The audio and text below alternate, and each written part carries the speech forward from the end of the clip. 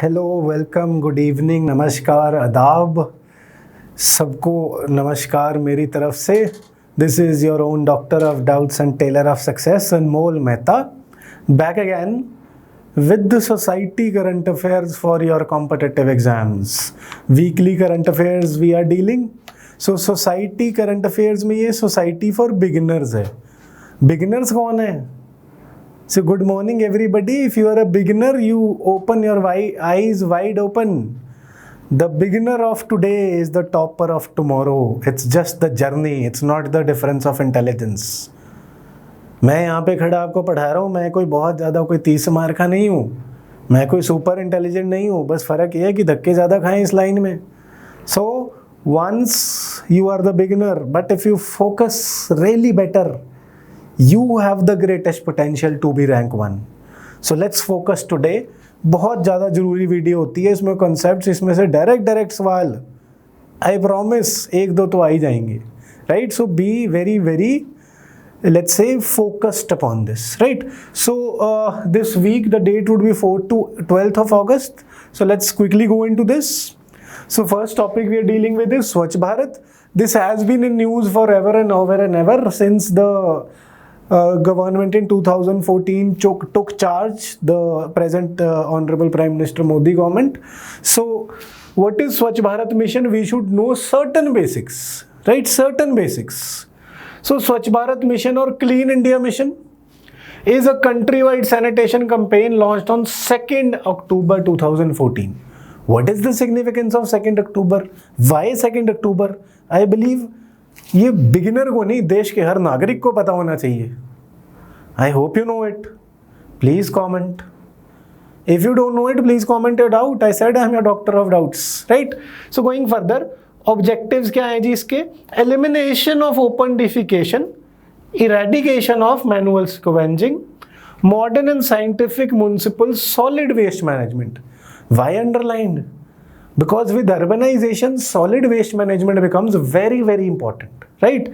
So solid waste management and the most relevant part, bring behavioural change.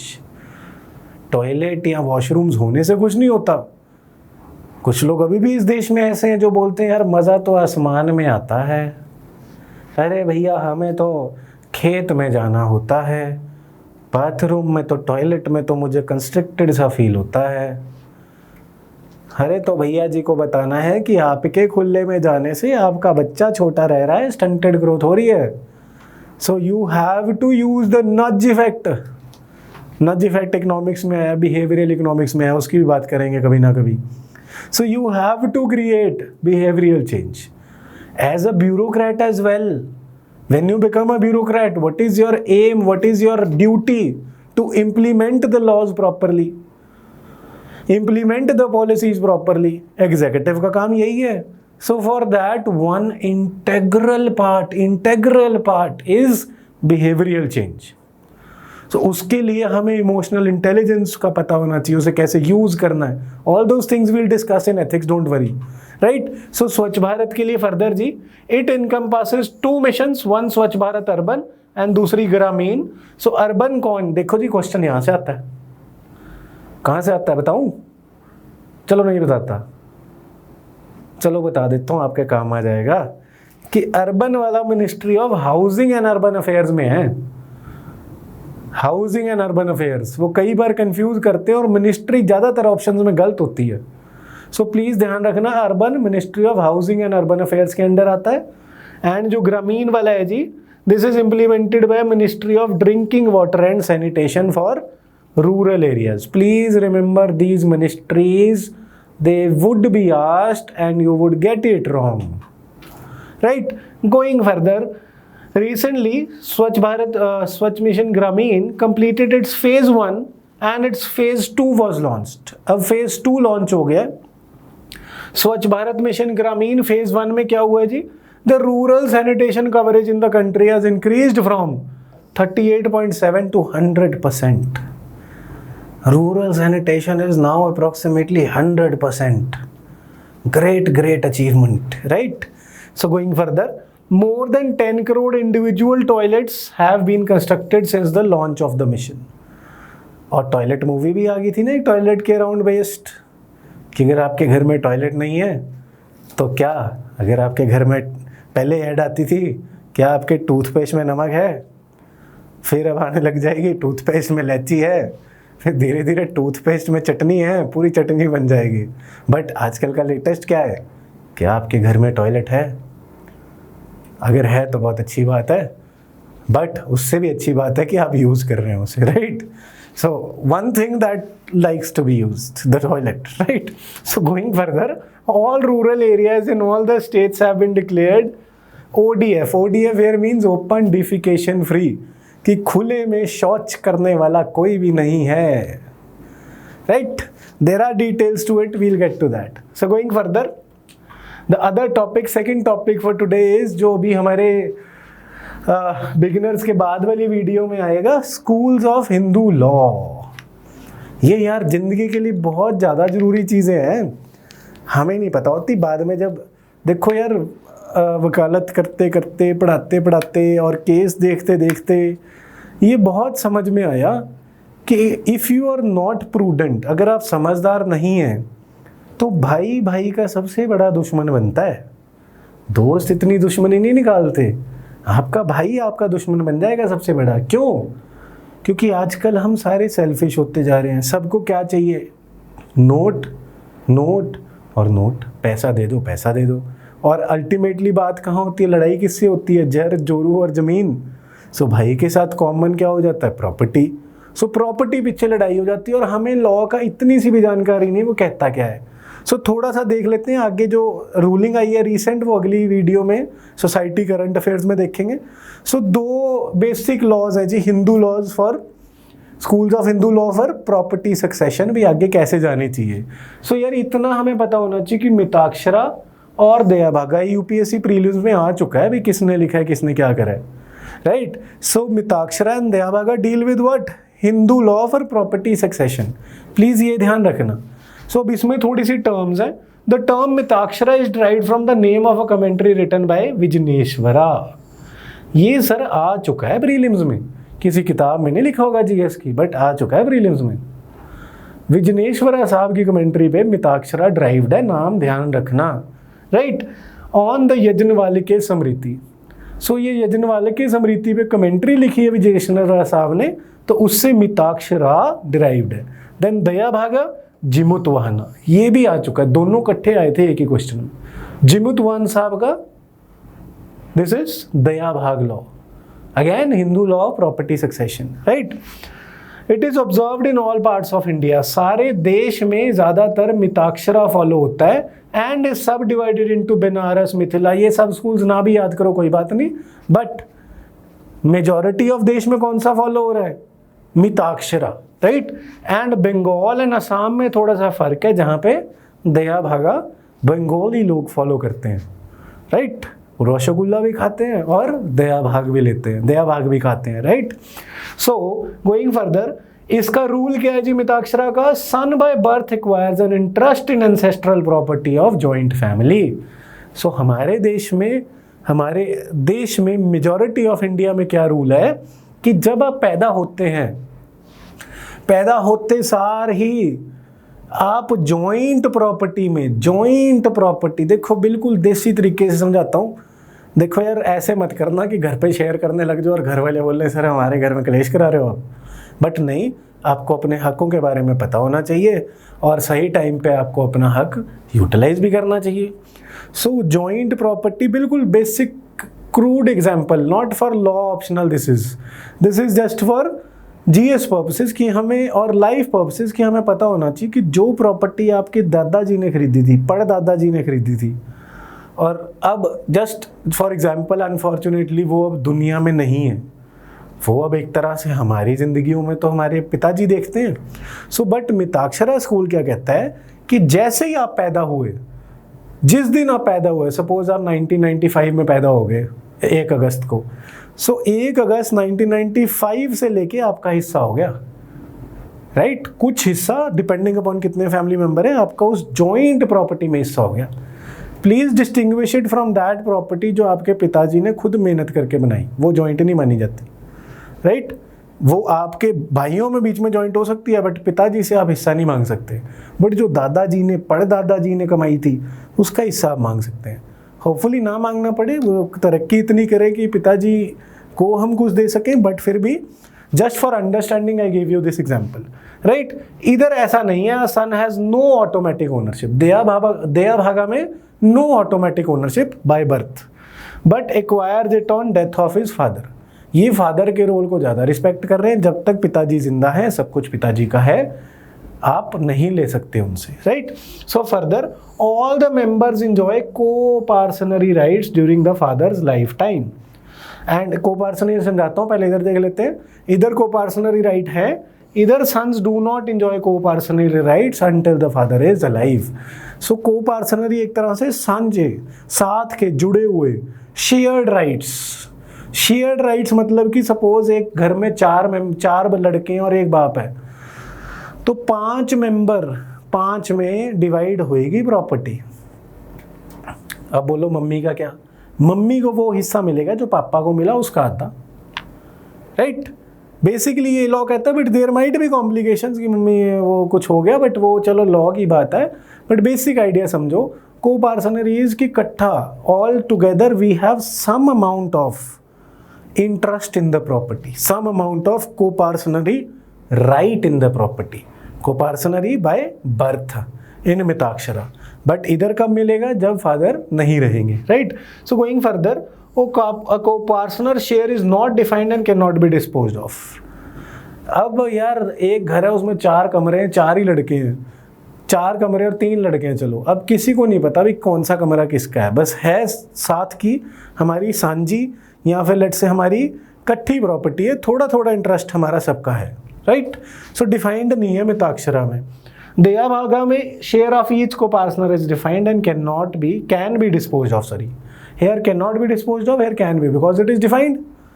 जहाँ पे defined ही नहीं है कि ये कमरा मेरा है कि नहीं, नाम चढ़ा है कि नहीं, मेरा राइट है कि नहीं, तो मैं बेच ही कैसे सकता हूँ? पहले पार्टीशन करना पड़ेगा फिर बिकेगा। वहाँ पे पहले से ही डिसाइडेड है, क्योंकि फादर जब डेथ हो जाएगी तभी होगा। सो यहाँ पे आप अपना शेयर बेच सकते हो, यहाँ पे बिना पार्टीशन कराए नहीं बेच सकते। Then a wife can not demand partition but has the right to share in any partition between her husband and her sons. So wife demand नहीं कर सकती पार्टीशन, सन कर सकता है, but wife still has a share in any kind of division, right? So here the same right does not exist for the woman because the sons cannot even demand partition as the father is the absolute owner.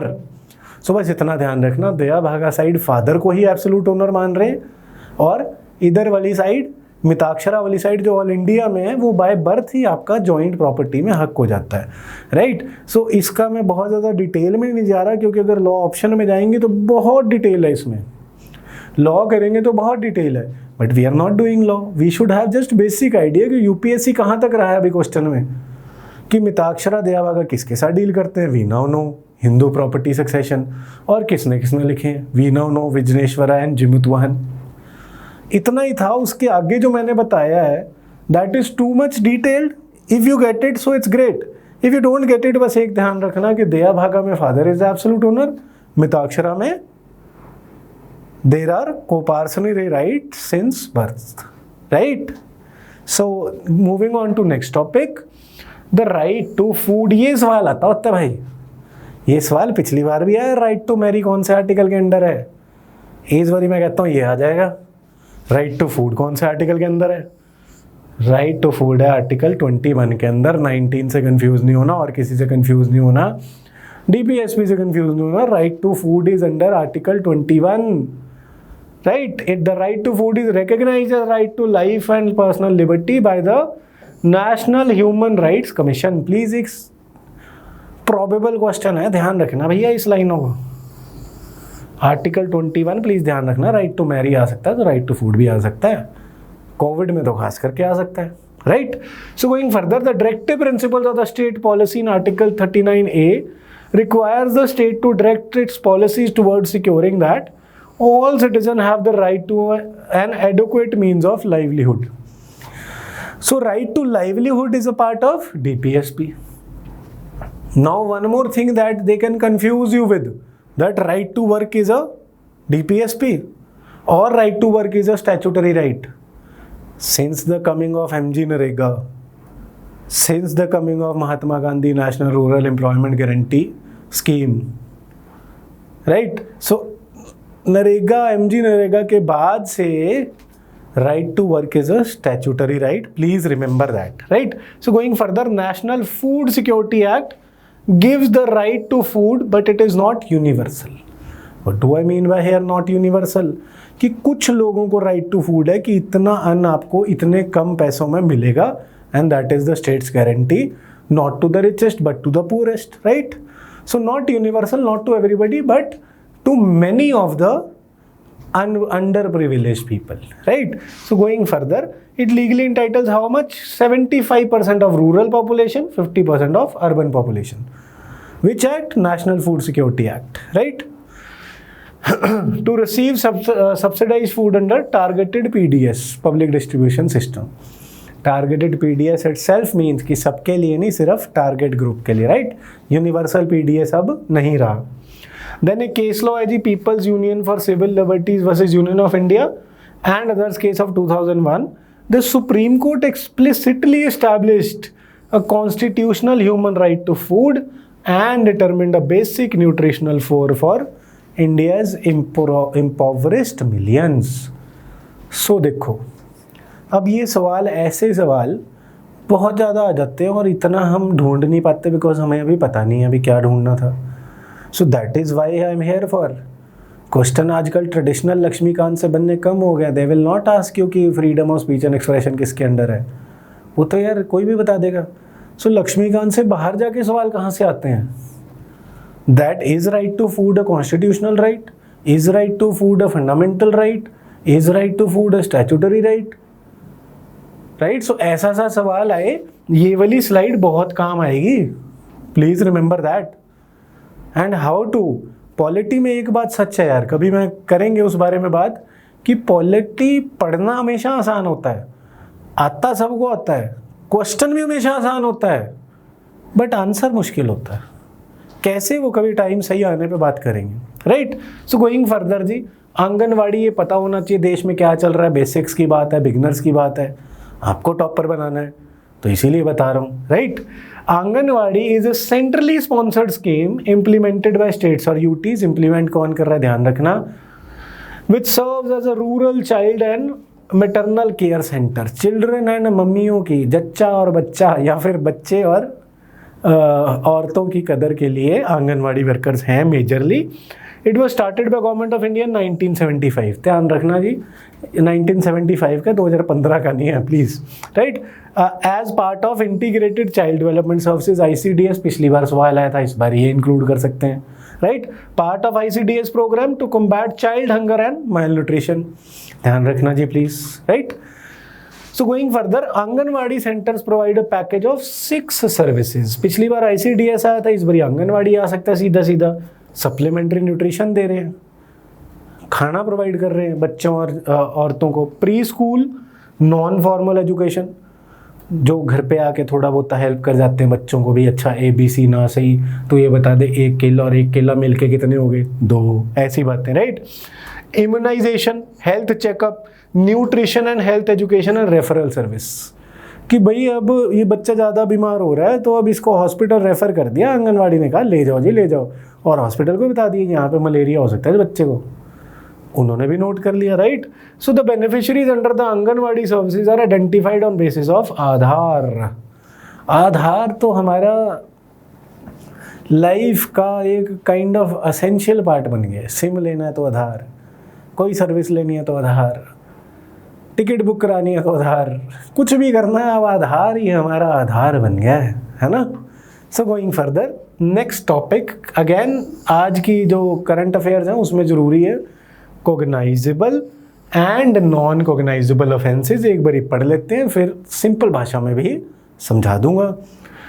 कोगनाइजेबल offence क्या है जी? In cognizable offences an officer can take cognizance and arrest a suspect without seeking a court's warrant to do so if she has reason to believe that the person has committed the offense and is satisfied that arrest is necessary on certain enumerated basis. Within 24 hours of the arrest, the officer must have detention ratified by a judicial magistrate. According to 177th Law Commission report, cognizable offences are those that require an immediate arrest. समझाऊंगा अभी, don't worry, भाग नहीं जाऊंगा, अपनी responsibility निभाऊंगा. Right, cognizable offences are generally heinous or serious like rape etc. And the first information report is registered only in cognizable offences. FIR cognizable offences में होती है. तो अब सिंपल भाषा का वादा, cognizable offence कौन सा है? सो अब कोई offence हुआ, सपोज भाई किसी अनफॉर्चुनेटली किसी वुमेन के साथ रेप हुआ है, तो अब मौके पे पुलिस आती है, तो पुलिस क्या कर सकती है? उस बंदे को उठा के अरेस्ट कर सकती है बिना कोर्ट से वारंट लिए हुए. तो rape is a cognizable offense. That means the police officer can arrest the person, arrest the accused, जो क्राइम करने के लिए लग रहा है कि इसने करा है, पुलिस ऑफिसर को लग रहा है, तो पुलिस ऑफिसर जिस ऑफेंस में बिना कोर्ट से वारंट लिए हुए उस आदमी को, अभियुक्त को, अक्यूज्ड को अरेस्ट कर सकता है, दैट इज कोग्नाइजेबल ऑफेंस. राइट. सो इससे उल्ट क्या होगा? नॉन कोग्नाइजेबल. कोग्नाइजेबल में क्या रजिस्टर होगी? FIR, first information report. इससे उल्ट क्या होगा? नॉन कोग्नाइजेबल. इसमें क्या होगा कि पुलिस ऑफिसर बिना कोर्ट से वारंट लिए हुए अरेस्ट नहीं कर सकता. बिना कोर्ट से वारंट लिए अरेस्ट नहीं कर सकता. अगर करेगा तो is going against the rules, he can be punished, he can be reprimanded for that. Right. So cognizable and non cognizable, कुछ सीखने को मिल रहा है, होप. राइट. सो ये लेस सीरियस होंगे obviously. So in case of non cognizable the police can not, please remember, can not arrest the accused without a warrant, as well as cannot start an investigation without the permission of the court. The crimes such as forgery, defamation, public nuisance etc. fall in the non-cognizable category. Right? I hope cognizable, non-cognizable clear होगा. अगर ये clear हो जाता है और आपको पता है कि बेलेबल और नॉन बेलेबल में क्या फ़र्क है, तो मुझे कमेंट सेक्शन में बताइए, नहीं तो मैं बता दूंगा, है ना. Always, as I say, your own doctor of doubts. So, thank you so much, all the people who are viewing this. The CBL will make you all rankers one day, from beginners to the toppers. Just be focused.